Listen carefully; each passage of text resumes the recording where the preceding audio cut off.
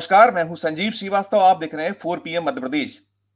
OTT platform Netflix पर एक web series release हुई है।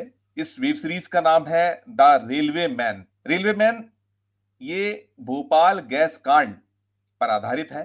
2 और 3 दिसंबर 1984 की रात हुए भीषण हादसे की याद दिलाने वाली इस वेब सीरीज को काफी पसंद किया जा रहा है।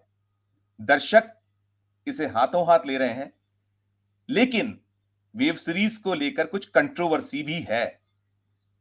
ये यशराज प्रोडक्शन ने इस वेब सीरीज को बनाया है, उसकी बैनर पे ये वेब सीरीज बनी है। और वेब सीरीज बनने के पहले जब इसका टीजर रिलीज हुआ तभी से ये वेब सीरीज कहीं ना कहीं विवादों में आई थी। मामला उन हीरोज का है जिन लोगों ने उस भीषण रात पर अपनी जान की परवाह किए बिना, जान को जोखिम में डालकर सैकड़ों हजारों जिंदगियों को बचाया था। तो ये जो वेब सीरीज है, इसको लेकर विवाद या जो दावे आपत्तियां हैं, उन पर हम बात करने जा रहे हैं। लेकिन बात करने के पहले हम ये भी बताना चाहेंगे कि हमने 4 पीएम न्यूज नेटवर्क ने यशराज प्रोडक्शन से भी संपर्क साधा था। हमने चाहा था कि इस मसले पर जिसे लेकर विवाद है, उनका पक्ष भी आ जाए, लेकिन हमें वहां से ना तो माकूल जवाब मिला और ना ही वे लोग अभी तक चर्चा के लिए हमारे समक्ष आ पाए। तो हम बात करते हैं, ये जो वेब सीरीज है ये आधारित है भोपाल रेलवे स्टेशन पर उस गैस कांड के दौरान पदस्थ रहे एक डिप्टी स्टेशन मास्टर से जुड़ी कहानी है। और भोपाल गैस कांड का जो सच था उसे लेकर क्या दावे, क्या आपत्तियां हैं।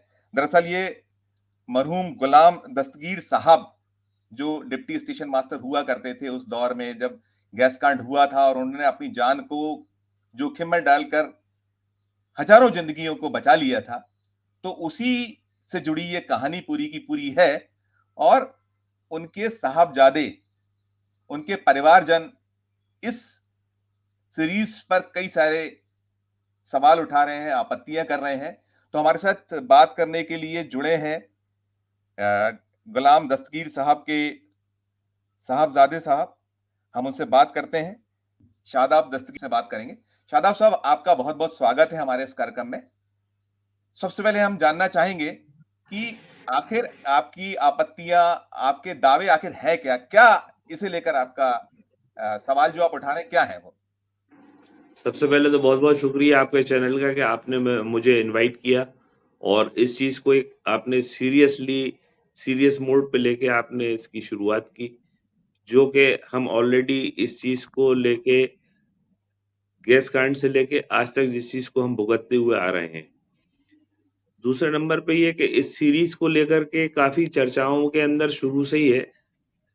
काफ़ी बड़े प्रोडक्शन हाउसेस से हमारे डिस्कशंस हुए, सारे कॉन्सेप्ट्स को लेकर के, कंटेंट्स को लेकर के, और इसके बाद हमने किसी और प्रोडक्शन हाउस को भी इसको सेल आउट किया था, हमने कॉपीराइट्स किसी को दिए थे। वो एक अलग मैटर है, लेकिन जो इन्होंने बनाई ऑलरेडी हम यशराज प्रोडक्शंस के जो भी चीज़ें हैं, जो उनके जितने भी प्रोडक्शन से जो फ़िल्में आती हैं या मूवीज़ या सीरीज़ जो कुछ भी आती है, काफ़ी उसके अंदर एक पब्लिक के अंदर वो मैसेज को छोड़ते हुए जाते हैं, कि एक पब्लिक अवेयरनेस को छोड़ते हुए जाते हैं।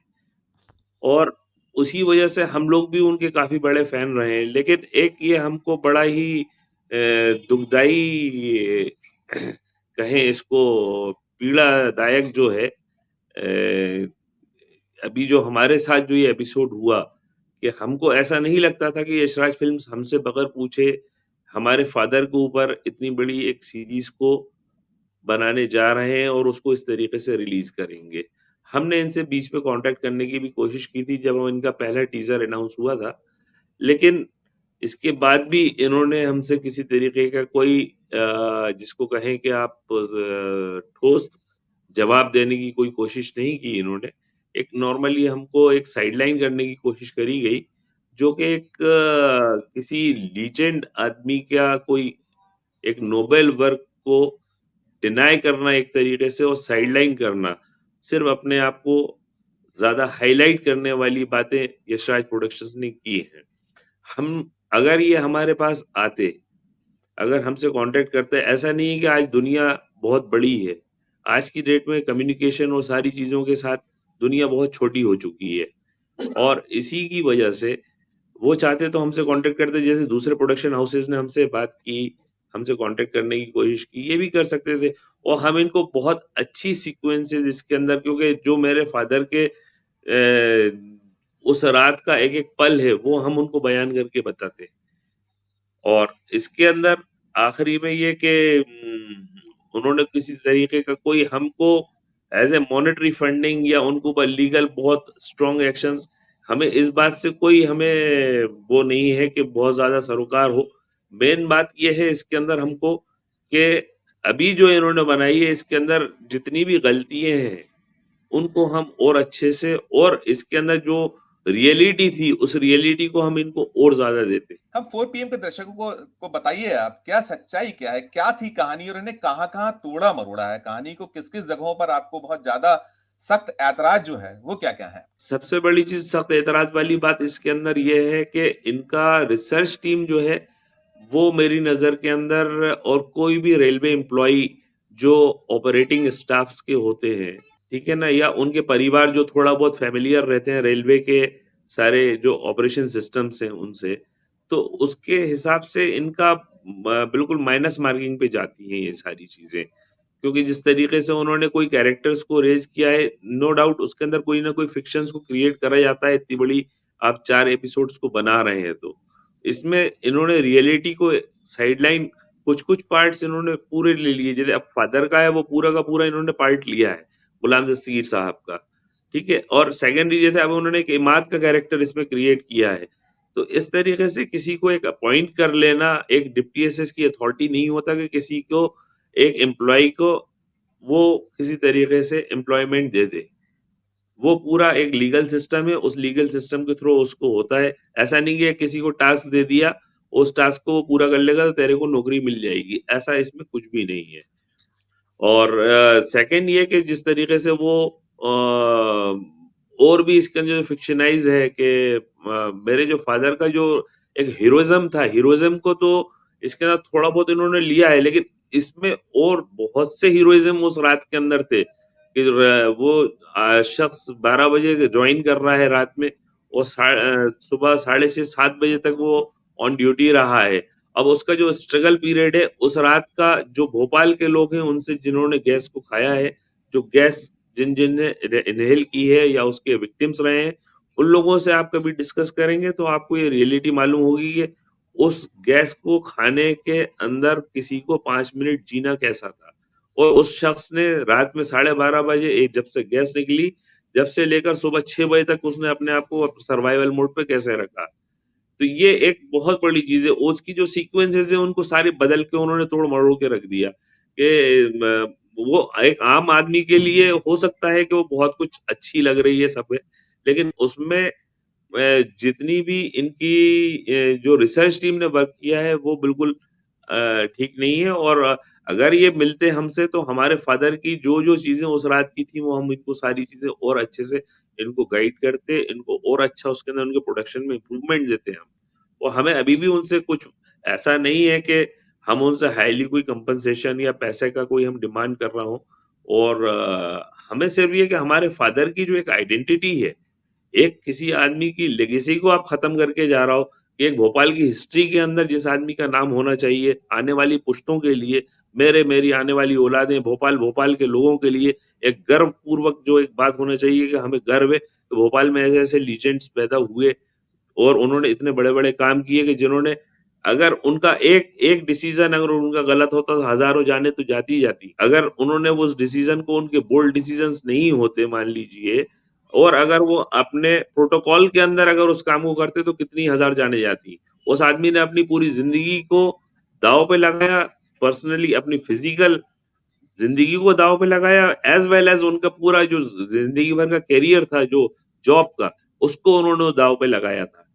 उन्होंने अपने परिवार की परवाह नहीं करी, अपने बच्चों की परवाह नहीं करी कि वो कहाँ हैं, कैसे हैं। वो अपने जॉब को छोड़ के नहीं हटा उस जगह से। वो किस तरीके से चलते थे, किस तरीके से उठते-बैठते थे, क्या उनके उसूल थे, ये सारी चीज़ें इसके अंदर से गायब हैं इस सीरीज़ के अंदर से। आप लोग कितने बड़े थे जब ये पूरा वो था, आपने कहा मैं कि उस हमें एक वक़्त ऐतिहासिक। नियर अबाउट 13-14 साल का था और वो एक बहुत भयानक रात है भोपाल वालों के लिए जिसने उसको फेस किया है। स्पेशली जो यूनियन कार्बाइड के आजू-बाजू के जो जितनी भी बस्तियाँ थी उनके लिए यूनियन कार्बाइड से हार्डली भोपाल स्टेशन जो है 2 किलोमीटर होगा और बहुत ज़्यादा अफेक्टेड था। जो भोपाल स्टेशन था इस तरीके से था जैसे एक सुबह कोहरा गिरता है इस तरीके की फ्यूम्स थी पूरी उस जगह पे। जिस जगह पे मेरे फ़ादर ने पूरी रात को काटा, अपनी ड्यूटी को नहीं छोड़ा, अपने उसूलों को नहीं छोड़ा उन्होंने। जब इसका टीज़र लॉन्च हुआ था तब भी आपने कुछ लीगल नोटिस दिया था, उसके बाद भी ये लोग मैं कहना क्या था? इनका कहना क्या था? जब आपने दिया इनको नोटिस, पहला नोटिस, कब दिया था? वो जब क्या उन्होंने तारीख इनको थी? पहला नोटिस इश्यू किया था तब इन्होंने हमको सिंपली ये जवाब दिया था कि आप 55 सेकंड्स के एक टीज़र को लेकर के आप इसको अज़्यूम कैसे करते हैं कि ये आपके फ़ादर की स्टोरी को ऊपर रिवॉल्व करता है।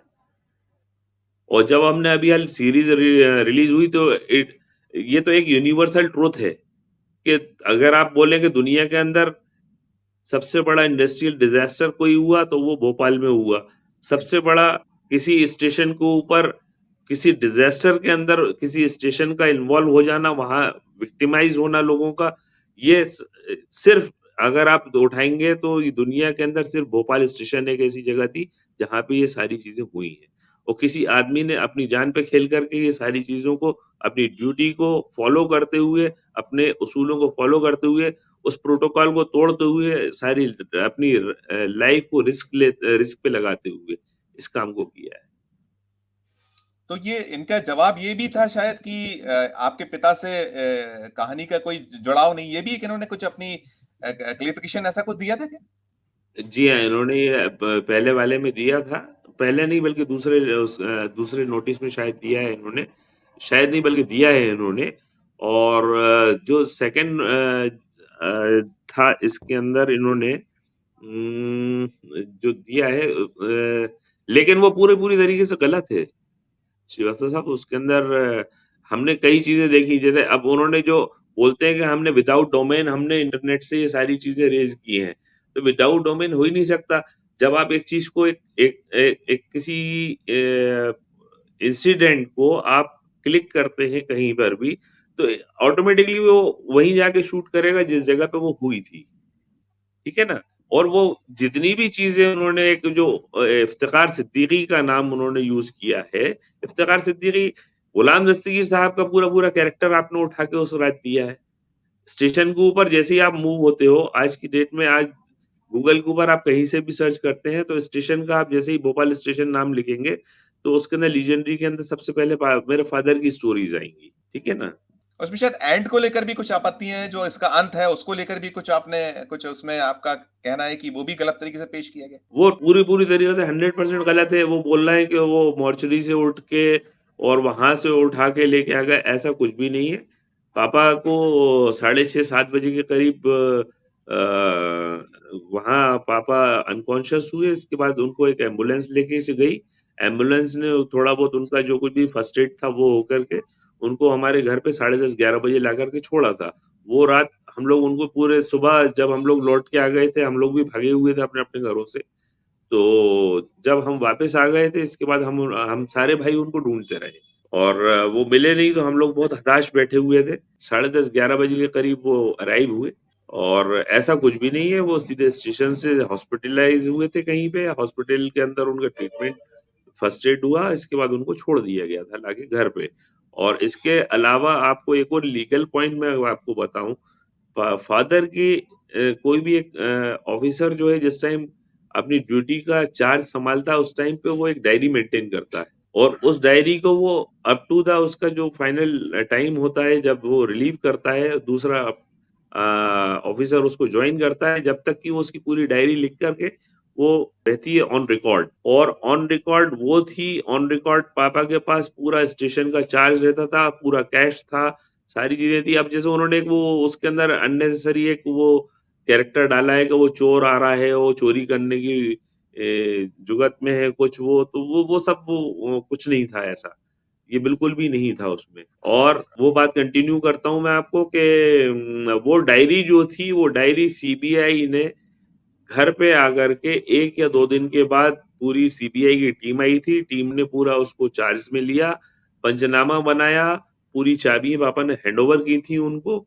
ये ऑन रिकॉर्ड है और सीबीआई के अंदर भी ये रिकॉर्ड हैगा पूरा। तो जो ये तो इसके साथ-साथ एक ये भी निकल कर आता था कि उसके बाद काफ़ी लंबे अरसे तक चूँकि सभी ने भोगा उस गैस को जिसने भी खाया, तो जी चूँकि हाँ। अब वो ज़ख्म ताज़ा हुए हैं, तो वो कहानी क्या रही थी? कितने वर्षों तक पापा जी को इस ज़ख्म को सहन करते रहना पड़ा? क्या-क्या और आप परिवार के साथ में किस तरह की कठिनाइयाँ पेश आई थी? क्या-क्या आपको सबको सहना पड़ा था? वो भी कुछ कहानी उसके पीछे मालूम होती कि काफ़ी कठिनाइयाँ पेश आई आप सबको, वो क्या थी?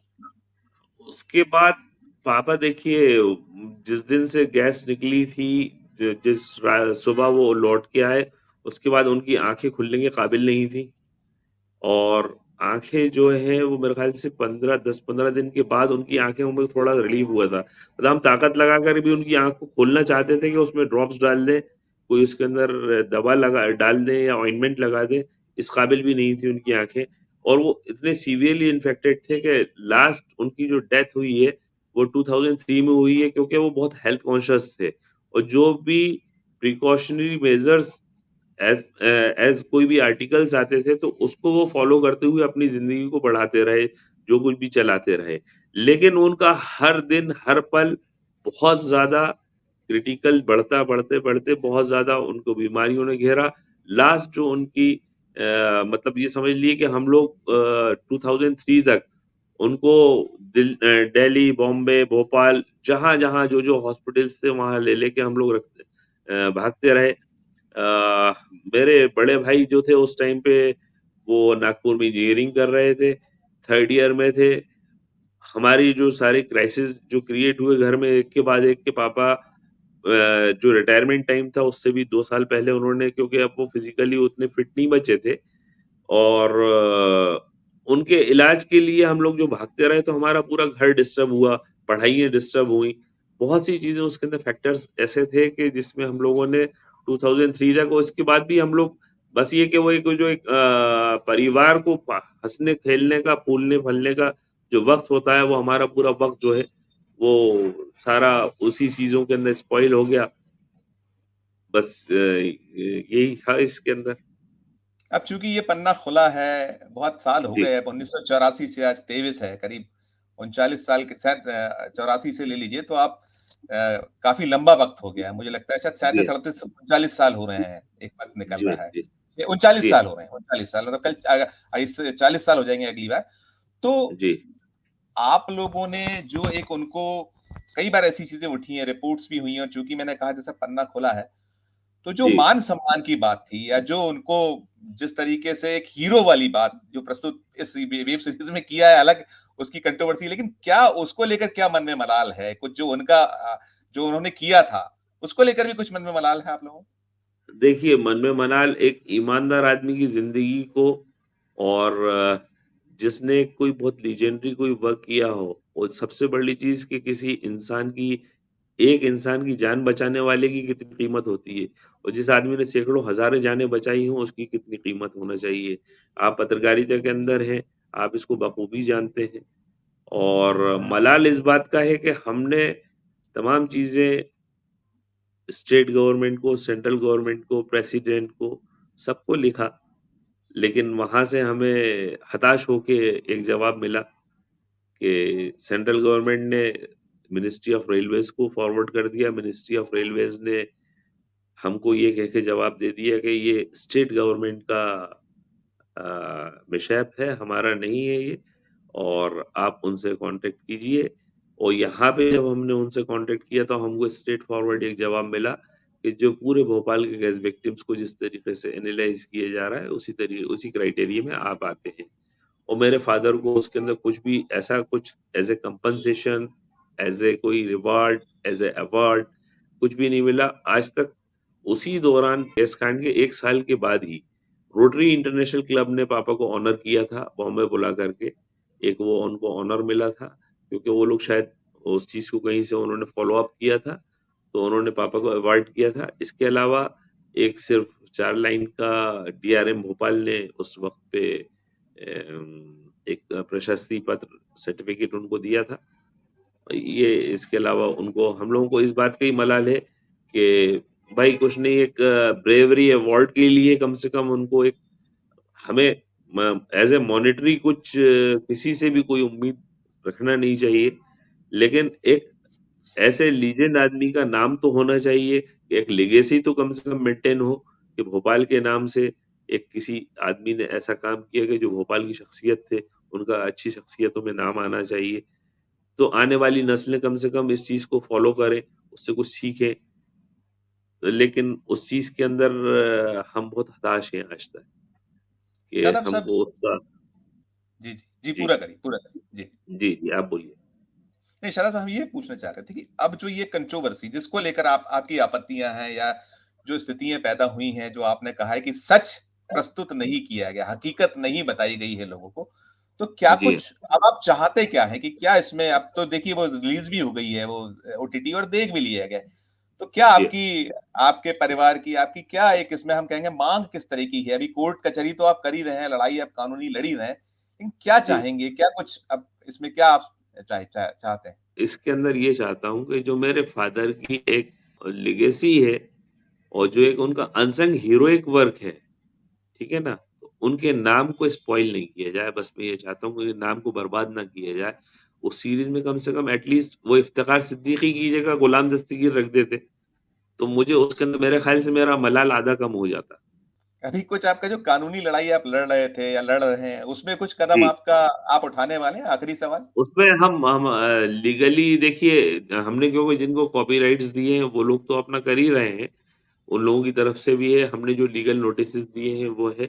आगे हम जो भी फर्दर बेस्ट स्टेप होगा और उसको करेंगे। अभी तो हमारा नेटफ्लिक्स से और इनसे यशराज फ़िल्म से ये एक आग्रह है और उनसे रिक्वेस्ट है हमारी कि भाई इफ्तिख़ार सिद्दीकी का अभी भी आप नाम हटा के कम से कम गुलाम दस्तगीर साहब का नाम डाल सकते हैं। क्योंकि दुनिया देख रही है, दुनिया एक ऐसे आदमी को जान तो ले कि जिसने अपनी जान पे, अपने जॉब पे, अपने बीवी-बच्चों को छोड़ के जिसने एक इतना बड़ा काम किया, तो उसके नाम को तो कम से कम एक आइडेंटिटी मिल जाए, एक उस शख्सियत का नाम हो जाए। इसके अलावा हमारे को कुछ ज़्यादा कुछ ऐसा कुछ नहीं चाहिए। जी, आपकी जी, कानूनी बिल्कुल। लड़ाई अभी जारी रहेगी इसको लेकर? हाँ, कानूनी लड़ाई के लिए ये है कि अगर ये हो जाता है तो शायद हम उसके अंदर कुछ और अच्छे से बात करें या इनको और अच्छा गाइड करें कि इनकी अब ये सीरीज़ है और इसके बाद अगर ये फुल लेंथ मूवी के अंदर आते हैं तो हम इनको बहुत अच्छे से इनको सारी चीज़ें बताएँगे, तो इसके अंदर इनकी और ये इससे हट के इनको अवार्ड्स मिल जाएँ, हम तो ये चाहेंगे। कि यहाँ नहीं, इनको आगे बड़े से बड़े अवार्ड जो दुनिया के अंदर हैं, उन अवार्ड्स के लिए इनकी मूवीज़ और इनके नाम को जाना जाए और अगर ऐसा नहीं है तो हम हमारे फ़ादर की लड़ाई के लिए लड़ाई के अंदर हम उनके नाम को मतलब स्पॉइल नहीं होने देंगे। कि किसी भी तरीके के जो इनके ऊपर एक तरीके से कहें कि जो रियलिटी है उसको तो हम बाहर लाने की पूरी आखिरी लिमिट तक कोशिश करेंगे इंशाल्लाह। हमसे बात करने के लिए बहुत-बहुत शुक्रिया। बहुत-बहुत आपने समय शुक्रिया दिया। आपका भी, आपका आपका भी बहुत-बहुत शुक्रिया, आपने समय दिया, आपने चैनल पे बुलाया, मेरी बात को दुनिया के सामने रखा। आपका और आपके चैनल का बहुत-बहुत शुक्रिया। अच्छा, तो ये थे गुलाम दस्तगीर साहब के साहबजादे शादाब दस्तगीर जी, जिनका कहना है कि तथ्यों से तोड़-मरोड़, तथ्यों को गलत तरीके से प्रस्तुत नहीं करना चाहिए था। उनके मन का मलाल सिर्फ इतना है कि जो लेगेसी उनके पिताश्री की थी, उसे बनाए रखी जाती और वो ये भी कह रहे हैं कि दुनिया इतनी बड़ी नहीं है कि किसी को ढूँढा ना जा सके और जो यशराज प्रोडक्शन पर उनके आरोप हैं, उसे लेकर वो कानूनी लड़ाई जो उनकी थी, अभी लड़ी जा रही है और उनके पिता की जो अ, भूमिका रही थी, उसको बचाए रखने के लिए जो भी प्रयास होंगे, वो करते रहेंगे। उस प्रयास को छोड़ेंगे नहीं और दुनिया के सामने उनके पिता का सच आ सके, इसका प्रयास भी उनकी ओर से किया जाता रहेगा। आज के इस वीडियो में इतना ही। हमारा मध्य प्रदेश का ये चैनल नया है, इसे लाइक कीजिए, इसे सब्सक्राइब कीजिए। हमारी हौसला अफ़ज़ाई कीजिए, हमारे इस वीडियो को अधिक से अधिक लोगों तक शेयर कीजिए और हमारे मध्य प्रदेश के चैनल को जॉइन भी कीजिए, जॉइन का बटन ज़रूर दबाइए और देखते रहिए। 4 PM Madhya Pradesh, 4 PM national और 4 पीएम हमारे अन्य राज्यों के चैनलों को। धन्यवाद, नमस्कार।